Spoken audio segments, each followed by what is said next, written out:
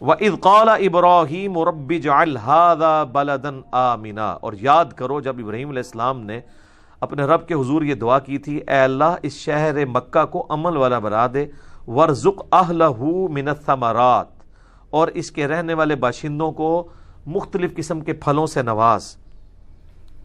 اور دیکھیں ابراہیم علیہ السلام کی دعا کیسی قبول ہوئی ہے کہ بالکل بنجر زمین ہے مکے کی، کوئی چیز نہیں وہاں پہ اگتی۔ مدینہ شریف تو پھر بھی زرخیز زمین ہے، کھجوریں اگتی ہیں، چٹیل پہاڑ ہیں اور پہاڑوں میں بھی وادی ہے، اس کے چاروں طرف پہاڑ ہیں، اور یہ آپ کو بلڈنگز کی وجہ سے وہ نظر نہیں آتے ہیں، ابھی بھی پہاڑ ہیں، یہ سینٹر میں ایک چھوٹی سی وادی ہے، اسی لیے جب یہ بارشیں ہوتی تھی نا تو یہ تو پانی بھر جاتا تھا۔ یہ تو اب موٹریں لگی ہوئی ہیں نا، ادروائز جو باہر کی زمین ہے ایٹ لیسٹ اس سے یہ 50-60 فٹ نیچے ہے خانہ کعبہ جو ہے، جو باہر کی سڑکیں ہیں۔ تو اگر موٹریں نہ لگی ہوں نا تو جب نہیں ہوتی تھی پہلے، آپ ذرا دیکھیں آج سے 100 سال پہلے کی تصویریں بھی ہیں، لوگ تیر کے طواف کعبہ کر رہے ہیں، پانی نکال نہیں سکتے تھے اس وقت، اتنی موٹریں نہیں ہوتی تھی، سارے پہاڑوں کا پانی جمع ہو کے نا، جس طرح آپ کی یہاں پہ کہتے ہیں کہاڑ آ گئی ہے، تو اب سب سے گہری جگہ ہی حرم مکہ ہوتی تھی، وہیں پہ آ کے مطاف میں سارا پانی جمع ہو جاتا تھا، پھر لوگ بالٹیوں سے نکالتے تھے یا دھوپ سے خشک ہوتا تھا جب خشک ہوتا تھا۔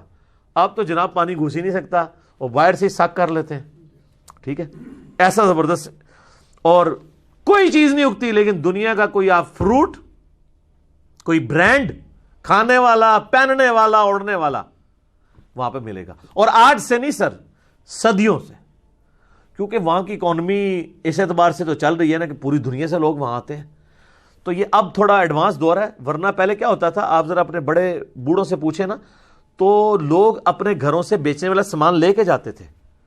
مثلا پوری دنیا میں جو مسالہ جاتا ہے نا وہ انڈیا، پاکستان، بنگلہ دیش، ان علاقوں کے ہیں۔ چاول، گندم، یہ چیزیں تو وہاں ہوتی نہیں ہیں، وہ تو بیچارے کھجور کھانے والے لوگ ہیں، ٹھیک ہے۔ تو یہاں سے لوگ حج پہ جب جاتے تھے نا تو اپنے قافلوں پہ سامان لاد کے لے جاتے تھے، وہاں جا کے وہاں حاجیوں کو بیچتے تھے، ظاہر ہے۔ اب جن علاقوں میں وہ چیزیں نہیں ہیں وہ خرید لیتے تھے، جو ان کی چیزیں ہیں وہ ان کو بیچتے تھے، بارٹر سسٹم چل رہا تھا، ان کی چیزیں ان کو، وہاں پہ کاروبار بھی کرتے تھے۔ ابھی بھی جو سمجھدار لوگ ہیں وہ کر رہے ہوتے ہیں کاروبار، لیکن اس بڑے پیمانے پہ نہیں۔ تو اس کی برکت سے صدیوں سے یہ صورتحال ہے کہ پوری دنیا کے فروٹ آپ کو وہاں پہ ملتے ہیں۔ اب تو سر ویسے ہی آپ چلے جائیں تو پاکستان کا جو آپ فروٹ کہیں، پاکستان کا کیلا، سیب، آم، انگور، کوئی چیز کہیں، اس جگہ پہ مل رہا ہے جہاں کوئی چیز نہیں۔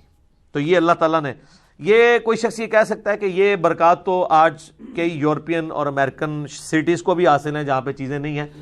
آج تو ہم مان سکتے ہیں کہ یہ برکت ہے انٹرنیشنل فلائٹس کی، کارگو کی اور تجارت کی۔ یہ اس زمانے کی بات ہو رہی جب یہ چیزیں نہیں بھی تھی، تب بھی مکہ اس طریقے سے تھا۔ اور آج بھی دنیا کی سب سے بڑی ایک ٹورزم کے اعتبار سے اگر کوئی پلیس ہے کہ جہاں پہ لوگ جاتے ہیں تو وہ حرم مکہ ہی ہے اور حرم مدینہ۔ من آمن منہم باللہ والیوم الآخر، ان کے لیے جو ایمان لائے اللہ پر اور روز آخرت کے اوپر۔ اچھا یہاں پہ میں عرض کر دوں، بخاری مسلم میں حدیث ہے، نبی علیہ السلام نے دعا کیا، اللہ نے مکے کو حرم بنایا تھا، میں مدینے کو، حضرت ابراہیم نے مکے کو حرم بنانے کی ریکویسٹ کی تھی اور تو نے اے اللہ بنا دیا، میں مدینے کو حرم ڈکلیئر کرتا ہوں۔ اے اللہ مدینے کی محبت ہمارے دلوں میں مکے کی طرح کر، بلکہ اس سے بھی بڑھ کے کر دے۔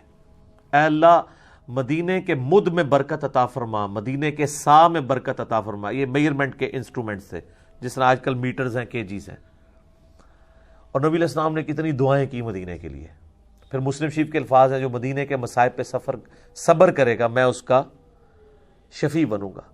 صحیح مسلم کے الفاظ ہیں، ایک زمانہ آئے گا لوگ مدینہ چھوڑ کے چلے جائیں گے، کاش ان کو پتا ہوتا مدینہ ہی ان کے لیے سب سے بہتر جگہ ہے۔ جامعہ ترمذی میں حدیث ہے، ہو سکے تو مدینے میں مرو، یعنی اپنی سکونت وہاں اختیار کرو، جو مدینے میں مرے گا قیامت والے دن میں اس کی شفاعت کروں گا۔ اسی لیے بخاری میں آتا ہے نا، حضرت عمر دعا کیا کرتے تھے، اے اللہ مجھے مدینے میں موت اور شہادت کی موت عطا فرمانا۔ اور بخاری میں آتا ہے اللہ تعالیٰ نے دونوں دعائیں ان کی قبول بھی کی ہیں، شہادت کی موت بھی ملی اور مدینہ شریف میں بھی۔ اور میں سمجھتا ہوں اس سے بڑی فضیلت روضہ شریف میں ساتھ دفن ہونا ہے، جنت کے ٹکڑے میں۔ بخاری مسلم میں حدیث ہے، میرے گھر سے میرا ممبر جنت کا ٹکڑا ہے۔ اور امام بخاری نے اس پہ باب باندھا ہے، قبر رسول سے ممبر رسول جنت ہے، کیونکہ آج نبی اسلام کے اسی گھر میں سیدہ عائشہ کے حجرے میں سلام اللہ علیہا نبی علیہ السلام کی قبر مبارک ہے. اور حضرت عمر نے، بخاری میں بڑی دردناک حدیث ہے، اپنے بیٹے کو بھیجا جب آپ کو زخم لگا اور معدہ کٹ گیا، کھانا بھی نہیں رکتا تھا، جو کھاتے تھے نکل جاتا تھا، اور ان کو اب لگا کہ میں نہیں بچ پاؤں گا، تو انہوں نے اپنے بیٹے کو کہا کہ جا کے سیدہ عائشہ کے پاس جا کے کہو کہ عمر ابن خطاب سلام عرض کرتا ہے اور چاہتا ہے اپنے 2 ساتھیوں رسول اللہ اور ابو بکر کے ساتھ دفن ہو، اور تم نے یہ نہیں کہنا کہ امیر المومنین، بلکہ کہنا عمر ابن خطاب، کیونکہ مجھے یعنی ان کو ایک خدشہ تھا کہ وہ امیر المومنین کا حکم ماننا تو ضروری ہے نا، وَأُولِي الْأَمْرِ مِنْكُمْ، ٹھیک ہے، جس کے تحت ہم نے بھی یہاں پہ اب اسٹوڈیو ریکارڈنگ شروع کر دی ہے اپنے امیر المومنین کے حکم کی وجہ سے، کرونا وائرس کے تحت. تو اما عائشہ نے کہا وہ تو میں نے اپنے لیے قبر کی جگہ رکھی تھی، آج میں عمر کو اپنے پہ ترجیح دیتی ہوں. پھر آ کے ابن عمر نے جب بتایا تو حضرت عمر نے کہا کہ واللہ میرے لیے اس سے بہتر کوئی نعمت نہیں تھی کہ مجھے نبی علیہ السلام کے ساتھ مدفن نصیب ہو. الحمدللہ. آپ دیکھیں قیامت والے دن لوگ قبرستان سے جب نکلیں گے تو اپنے اپنے پڑوسی اس کے، جس طرح یہاں بیچارے اب بریلوی دیوبندی ایک دوسرے کو سلام نہیں کرتے اہل حدیث، مسجدیں لا دیں، تو جب قبروں میں تو قبرستان تو ویسے سانجھے ہیں، ابھی تک شکر ہے یہ بدعت نہیں آئی ہے کہ بریلویاں دا قبرستان ہے، دیوبندیاں دا ہے، اہل حدیثاں دا ہے، شیعہ دا ہے، سنیاں دا. خاندانی بنیادوں پہ ضرور قبرستان ہے کہ یہ مغلوں کا ہے، یہ جاٹوں کا ہے، یہ رائیوں کا ہے، لیکن اس اعتبار سے نہیں ہے. تو قیامت والا دن جو ہے نا وہ آپ کو کئی لوگ ناگوار بھی لگ رہے ہوں گے، ان کے ساتھ بھی آپ قبر سے اٹھ رہے ہوں گے، لیکن حضرت ابوبکر عمر کی قسمت دیکھیں کہ رسول اللہ کے ساتھ اٹھ رہے ہوں گے. صحیح مسلم کے الفاظ ہیں، قیامت والا دن سب سے پہلے مجھے قبر سے نکالا جائے گا، سب سے پہلے میری شفاعت قبول کی جائے گی، سب سے پہلے میرے نام کے اوپر جنت کا دروازہ کھلے گا. صلوات بر محمد و آل محمد، اللہم صلی علی محمد و علی آل محمد.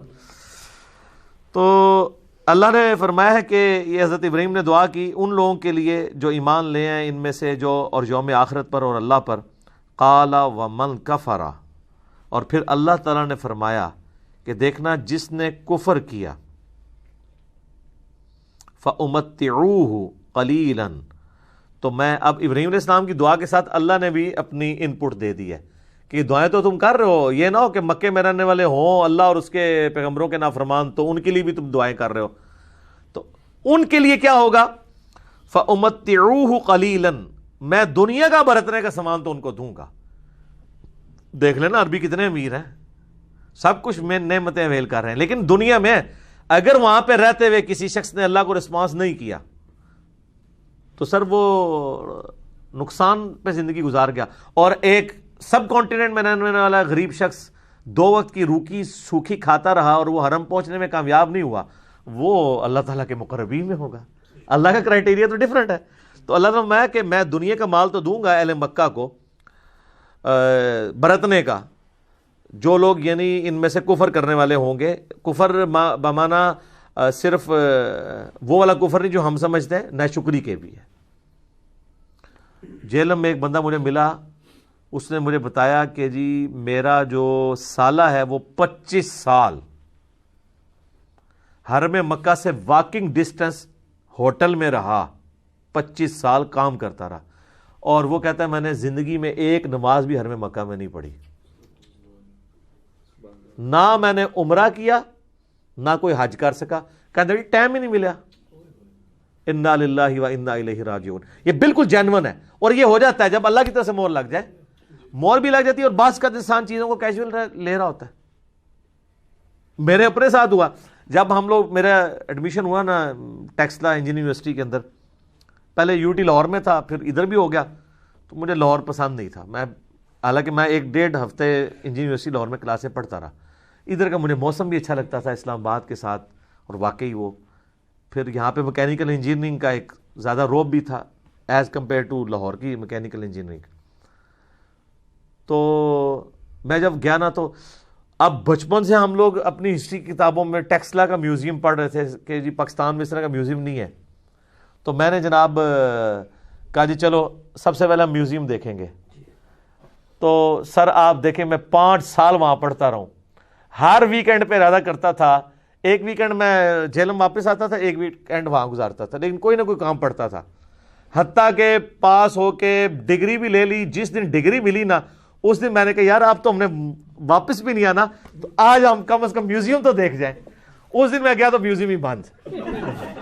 تو سر یہ آج اس بات کو سمجھ لیں 20 سال ہو چکے ہیں۔ 2001 جون میں فارغ ہوا تھا انجینئرنگ یونیورسٹی سے، تو میں نہیں میوزیم دیکھ سکا۔ اس سے پہلے 6 سال یعنی 1995 سے لے کے ابھی تک 25 سال ہو چکے ہیں، میں سینکڑوں دفعہ ٹیکسلا گیا ہوں، اور میوزیم کے آگے سے گزر کے ہماری یونیورسٹی آتی ہے، واکنگ ڈسٹنس پہ ہے۔ یہ نہ سمجھے وہ بہت دور ہے، یونیورسٹی سے واکنگ ڈسٹنس پہ ہے۔ نہیں ٹائم ملا تو یہ ہو جاتا ہوتا ہے اس طرح کا۔ بار یہ کوئی بدبختی نہیں ہے، وہاں پہ تو وہ ساری وہ بدھ مت کے وہ سارے بت اور وہ سکے رکھے ہوئے ہیں۔ میں مکے کے حوالے سے بات کر رہا ہوں، اللہ فرما رہا ہے دنیا میں تو میں دوں گا، ثم اضطرہ الی عذاب النار، اس کے بعد میں انہیں پھر مجبور کر دوں گا، گھیر گھار کے لے آؤں گا آگ کے عذاب کی طرف۔ سر یہ الفاظ دیکھیں، یہ کتابوں کا خدا ہے۔ بات بھی ہو رہی ہے تو کس طریقے سے ہو رہی ہے، کتنی تکلیف اگلے کو دینے والی بات کہ میں ان کو گھیر گھار کے پھر آگ کے عذاب کی طرف لے آؤں گا۔ مراد یہ کہ ان کو پتہ بھی نہیں لگے گا، اپنی طرف سے سمجھ رہے ہوں گے اللہ کا بڑا کرم ہے۔ یہاں پہ بھی کئی فلمی ایکٹر ہیں وہ کہتے ہیں اللہ کا بڑا کرم ہے، فلم کامیاب ہوئی، وہ گھیر گھار کے جا رہے ہوتے ہیں اس طرف۔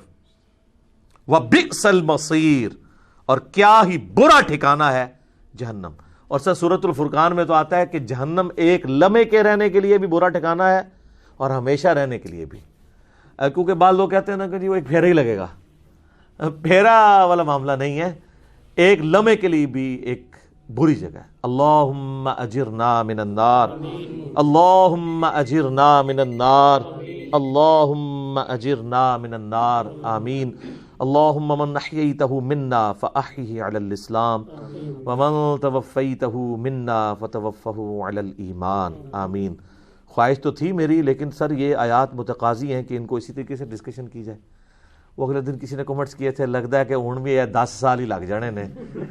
سر ہوں پاویں 20 سال لگے، مجھے یہ ہے کہ میں نے 9 سالوں میں ایک ریکارڈنگ کروا دی ہے، اب میں اپنا روح راضی کر رہا ہوں، کیونکہ مجھے پتا ہے کہ اس کے بغیر قرآن کا آپ کو مزہ بھی نہیں آنا۔